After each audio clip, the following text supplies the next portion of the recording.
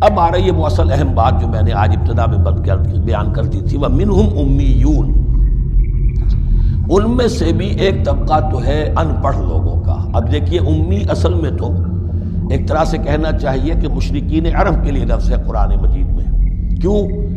ان کے اندر پڑھنے لکھنے کا رواج بھی نہیں تھا، کوئی آسمانی کتاب بھی ان کے پاس نہیں تھی۔ لیکن اب یہود کے بارے میں کہا جا رہا ہے، جیسے آج مسلمان ہیں کہ اکثر و بیشتر مسلمان تو جاہل ہیں، چاہے پی ایچ ڈی کیا ہوا ہو، پی ایچ ڈی تو فزکس میں کیا ہوا ہے، قرآن کی الف بیتیں نہیں آتی، دین کے جو ہیں مبادی تک سے ناواقف ہیں، بہت پڑھے لکھے، اس کو ہمارے بعد لوگ کہتے ہیں پڑھے لکھے جاہل۔ آج کی عظیم اکثریت مسلمانوں کے پڑھے لکھے مسلمانوں کی وہ پڑھے لکھے جاہلوں پر مشتمل ہے۔ اس میں شامل کر لیجئے ہماری اکثریت جو ہے ہی بغیر پڑھی لکھی ہے، تو اب انہیں کیا پتہ؟ وہ تو سارا اعتماد کریں گے علماء پر، کوئی بریلوی ہیں بریلوی علماء پر اعتماد کریں گے، کوئی دیوبندی ہے وہ دیوبندی علماء پر اعتماد کریں گے، کوئی اہل حدیث ہے وہ اہل حدیث علماء پر اعتماد کریں گے۔ منہم امیون، اب امیون کا سہارا کیا ہوتا ہے؟ منہم امیون لا یعلمون الکتاب الا امانیہ، وہ کتاب سے تو واقف نہیں ہوتے، اپنی کچھ خواہشات ہیں کہ جن کو جانتے ہیں۔ یہ خواہشات بعد میں کھل جائے گا، یہ خواہشات کیا ہیں؟ ہم تو اسرائیلی ہیں، ہم تو اللہ کے محبوب ہیں، ہم تو امت محمد میں ہیں، ہماری تو شفاعت ہو ہی جائے گی، یہ امانی ہے۔ تلک امانیہم، اور ہمیں تو جہنم میں داخل کیا بھی تو تھوڑے سے عرصے کے لیے، ہمیں نکال لیا جائے گا، یہ امانی ہے۔ تو ان کے پاس تو یہ تو ان امانی، امنیہ کہتے ہیں خواہش، امانی اس کی جمع ہے، یہ اپنی خواہشات، انگریزی کا لفظ صحیح تعبیر کرے گا وشفل تھنکنگ، یہ اپنی اس وشفل تھنکنگ کے سہارے جی رہے ہیں، علم ان کے پاس ہے ہی نہیں۔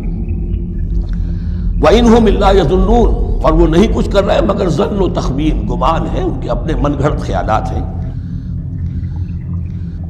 فَوَيْلٌ لِّلَّذِينَ يَكْتُبُونَ الْكِتَابَ بِأَيْدِيهِمْ، تو اصل ہلاکت اور بربادی اور ویل کے بارے میں بعض روایات یہ بھی آئی ہیں کہ وہ جہنم کا وہ طبقہ ہے جس سے خود جہنم پناہ مانگتی ہے، سخت ترین۔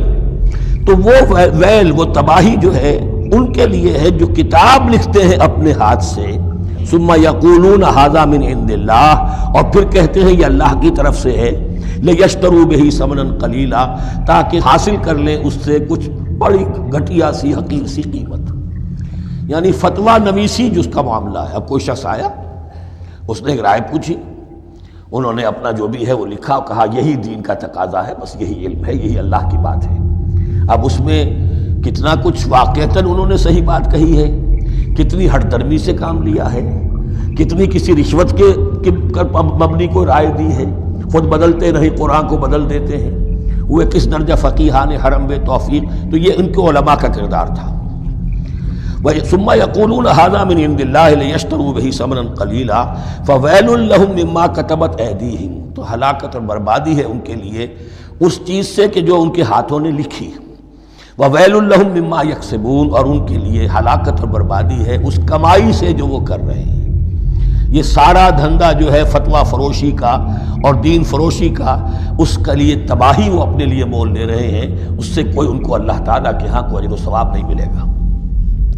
وقالوا، اب یہ آگے امانی، وقالوا لن تمسنا النار الا ایاما معدودہ، وہ کہتے ہیں ہمیں تو آگ چھو ہی نہیں سکتی، ہاں گنتی کے چند دن، صرف یہ کہ دوسروں کی آنکھوں میں دھول جھونکنے کے لیے کہ کوئی اعتراض نہ کر دے، اللہ ہمیں آگ میں پھینکا جا رہا اور ان کو نہیں پھینکا جا رہا، یہ ہم سے بھی بدتر تھے کردار میں، تو شاید ان کا منہ بند کرنے کے لیے چند دن کے لیے ہمیں جہنم میں ڈال دیں کہ پھر فوراً نکال لیں۔